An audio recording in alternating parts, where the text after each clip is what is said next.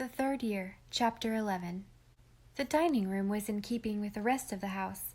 There was another ornate chandelier, an equally ornate gilt-framed mirror over the mantelpiece, and a table beautifully set with silver and crystal and old crown derby. The supper, served by a rather grim and ancient maid, was bountiful and exceedingly good, and Anne's healthy young appetite did full justice to it. Miss Minerva kept silence for a time, and Anne dared say nothing for fear of starting another avalanche of tragedies. Once a large, sleek black cat came into the room and sat down by Miss Minerva with a hoarse meow. Miss Minerva poured a saucer of cream and set it down before him. She seemed so much more human after this that Anne lost a good deal of her awe of the last of the Tom Gallens. "Do have some more of the peaches, my dear. You've eaten nothing, positively nothing." "Oh, Miss Tom Gallen, I've enjoyed—" "The Tom Gallens always set a good table," said Miss Minerva complacently. "My Aunt Sophia made the best sponge cake I ever tasted. I think the only person my father ever really hated to see come to our house was his sister Mary, because she had such a poor appetite. She just minced and tasted. He took it as a personal insult. Father was a very unrelenting man. He never forgave my brother Richard for marrying against his will. He ordered him out of the house, and he was never allowed to enter it again. Father always repeated the Lord's Prayer at family worship every morning, but after Richard flouted him, he always left out this sentence, 'Forgive us our trespasses as we forgive those who trespass against us.' I can see him," said Miss Minerva dreamily, "kneeling there, leaving it out." After supper they went to the smallest of the 3 drawing rooms, which was still rather big and grim, and spent the evening before the huge fire, a pleasant, friendly enough fire. Anne crocheted at a set of intricate doilies, and Miss Minerva knitted away at an afghan, and kept up what was practically a monologue composed in great part of colorful and gruesome Tom Gallen history. "This is a house of tragical memories, my dear." "Miss Tom Gallen, didn't any pleasant thing ever happen in this house?" asked Anne, achieving a complete sentence by a mere fluke.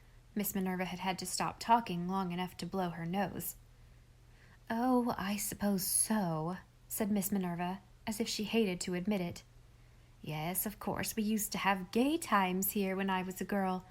They tell me you're writing a book about everyone in Summerside, my dear." "I'm not. There isn't a word of truth." "Oh." Miss Minerva was plainly a little disappointed. "Well, if ever you do, you are at liberty to use any one of our stories you like, perhaps with the names disguised. And now, what do you say to a game of parcheesi?" "I'm afraid it is time I was going." "Oh, my dear, you can't go home tonight. It's pouring cats and dogs. And listen to the wind. I don't keep a carriage now. I have so little use for one. And you can't walk half a mile in that deluge. You must be my guest for the night." Anne was not sure she wanted to spend a night in Tom Gallen House, but neither did she want to walk to windy Poplars in a March tempest. So they had their game of parcheesi, in which Miss Minerva was so interested that she forgot to talk about horrors, and then a bedtime snack. They ate cinnamon toast and drank cocoa out of old Tom Gallen cups of marvelous thinness and beauty. Finally, Miss Minerva took her up to a guest room which Anne at first was glad to see was not the one where Miss Minerva's sister had died of a stroke. "This is Aunt Annabella's room," said Miss Minerva, lighting the candles in the silver candlesticks on a rather pretty green dressing table and turning out the gas. Matthew Tom Gallen had blown out the gas one night, whereupon exit Matthew Tom Gallen. "She was the handsomest of all the Tom Gallens. That's her picture above the mirror. Do you notice what a proud mouth she had? She made that crazy quilt on the bed. I hope you'll be comfortable, my dear. Mary has aired the bed and put 2 hot bricks in it. And she has aired this night-dress for you," pointing to an ample flannel garment hanging over a chair and smelling strongly of mothballs. "I hope it will fit you. It hasn't been worn since poor mother died in it. Oh, I nearly forgot to tell you." Miss Minerva turned back at the door. "This is the room Oscar Tom Gallen came back to life in, after being thought dead for 2 days. They didn't want him to, you know. That was the tragedy. I hope you'll sleep well, my dear." Anne Anne did not know if she could sleep at all or not. Suddenly there seemed something strange and alien in the room, something a little hostile. Is there not something strange about any room that has been occupied through generations? Death has lurked in it. Love has been rosy red in it. Births have been here. All the passions, all the hopes. It is full of wraths. But this was really a rather terrible old house, full of the ghosts of dead hatreds and heartbreaks, crowded with dark deeds that had never been dragged into light and were still festering in its corners and hidey holes. Too many women must have wept here. The wind wailed very eerily in the spruces by the window. For a moment, Anne felt like running out, storm or no storm. Then she took herself resolutely in hand and commanded common sense. If tragic and dreadful things had happened here, many shadowy years agone, amusing and lovely things must have happened too. Gay and pretty girls had danced here and talked over their charming secrets. Dimpled babies had been born here. There had been weddings and balls and music and laughter. The sponge cake lady must have been a comfortable creature, and the unforgiven Richard a gallant lover. I'll think on these things and go to bed. What a quilt to sleep under! I wonder if I'll be as crazy as it by morning. And this is a spare room. I've never forgotten what a thrill it used to give me to sleep in anyone's spare room.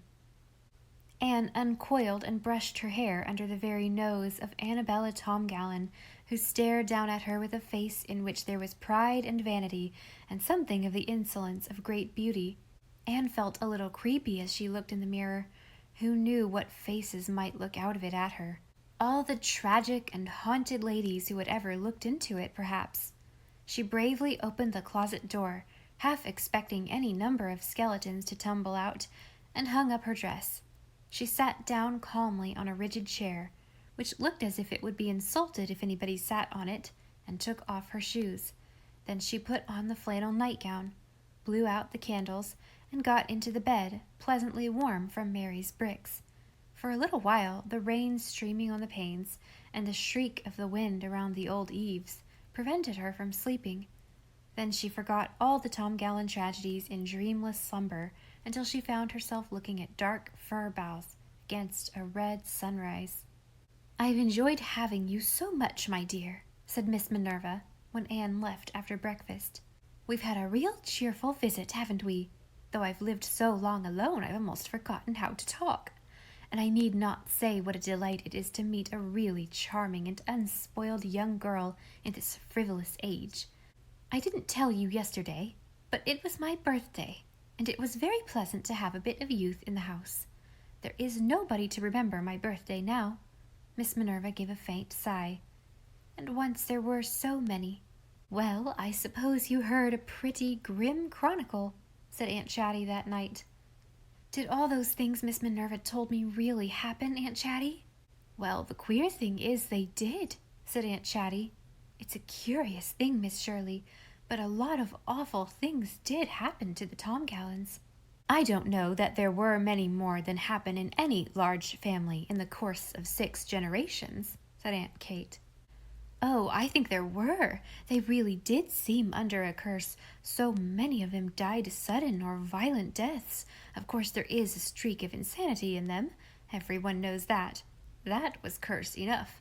But I've heard an old story, I can't recall the details, of the carpenter who built the house cursing it. Something about the contract. Old Paul Tom Gallen held him to it, and it ruined him. It cost so much more than he had figured." "Miss Minerva seems rather proud of the curse," said Anne. "Poor old thing. It's all she has," said Rebecca Dew. Anne smiled to think of the stately Miss Minerva being referred to as a poor old thing, but she went to the tower room and wrote to Gilbert. "I thought Tom Gallen House was a sleepy old place where nothing ever happened. Well, perhaps things don't happen now, but evidently they did. Little Elizabeth is always talking of tomorrow, but the old Tom Gallen House is yesterday. I'm glad I don't live in yesterday, that tomorrow is still a friend. Of course, I think Miss Minerva has all the Tom Gallen liking for the spotlight, and gets no end of satisfaction out of her tragedies. They are to her what husband and children are to other women. But oh, Gilbert, no matter how old we get in years to come, don't let's ever see life as all tragedy and revel in it. I think I'd hate a house 120 years old. I hope when we get our house of dreams it will either be new, ghostless and traditionless, or, if that can't be, at least have been occupied by reasonably happy people. I shall never forget my night at Tom Gallen House, and for once in my life I've met a person who could talk me down.